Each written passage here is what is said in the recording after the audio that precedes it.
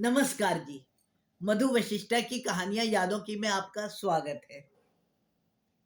मेरी कहानी को लाइक कमेंट और सब्सक्राइब करने के लिए आप सबका बहुत बहुत धन्यवाद। आज जो मैं आपको कहानी सुनाने जा रही हूँ इसका शीर्षक है मैं अपने घर में सुखी हूँ। दरवाजा खुलते ही मीना ने देखा कि सामने माताजी अपने फ्लैट में वापस आ गई थी। हैरानी और खुशी से माताजी से मिलने के लिए गई। माताजी उसके सामने वाले फ्लैट में ही अकेली रहती थी। 10 साल पहले सरकारी विभाग में कार्यरत वर्मा जी संसार छोड़कर चले गए थे। माताजी के 3 बच्चे हैं। बेटी तो दिल्ली में दूसरे ही छोर पर रहती थी और दोनों बेटे, एक भोपाल में और एक हैदराबाद में रहता था। वर्मा जी के जाने के बाद माताजी एक दो बार तो अपने बेटों के पास भी गई, लेकिन जल्दी ही वापस आ जाती थी। वो अक्सर यही कहती थी, अपना घर ही सबसे अच्छा, दूसरे का घर थूकने का भी डर। अपना घर तो अपना ही होता है।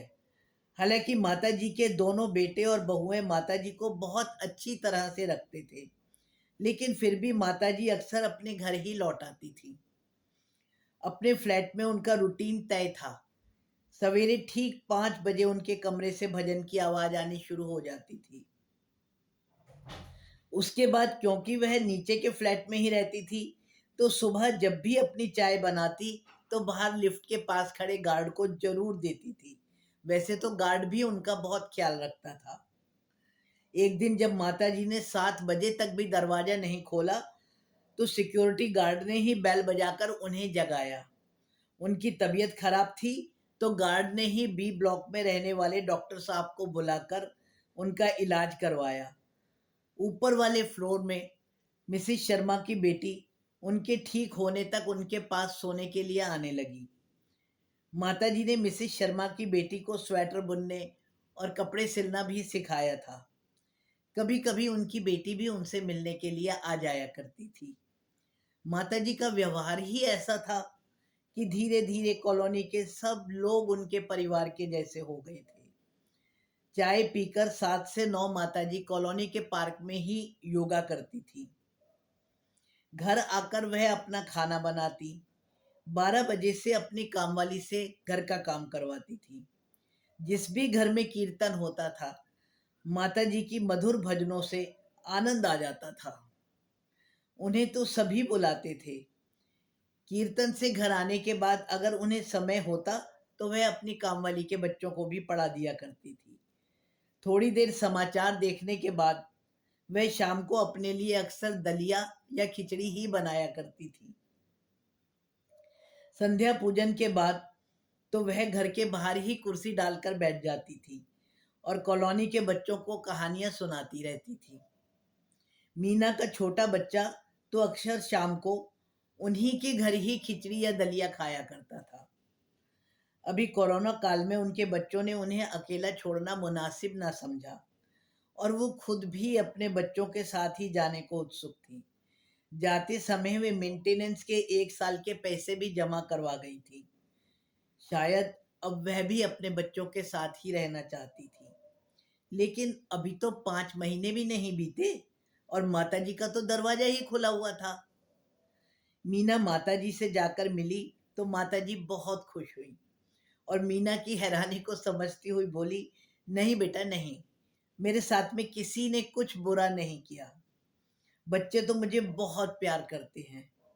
लेकिन मेरी समझ में एक बात आ गई कि इस उम्र में कभी भी अपना ठिकाना छोड़कर कहीं नहीं जाना चाहिए।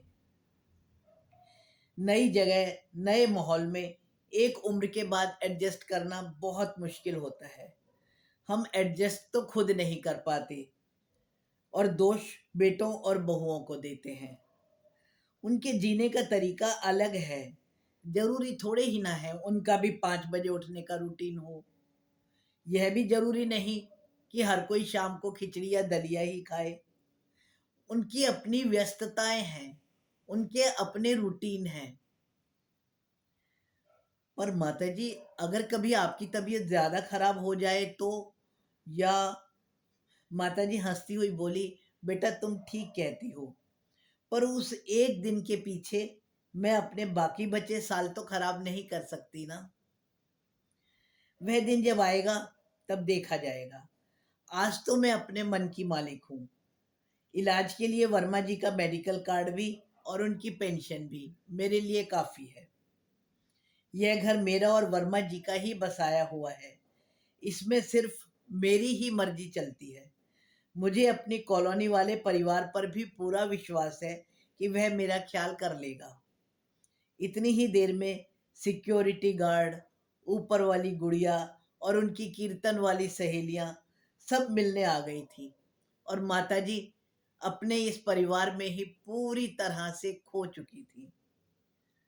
आपका क्या ख्याल है कि वे बुजुर्ग जो अपने दूर रहने वाले बच्चों को पास में नहीं जा करके अपने घर में ही अकेले और आराम से रहना चाहते हैं, क्या वह वास्तव में ही दुखी इंसान है,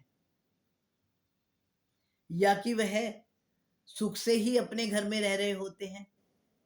आपका इस बारे में क्या ख्याल है? कमेंट के द्वारा जरूर बताइए। पसंद आने पर मेरे चैनल को लाइक और सब्सक्राइब करना ना भूलें।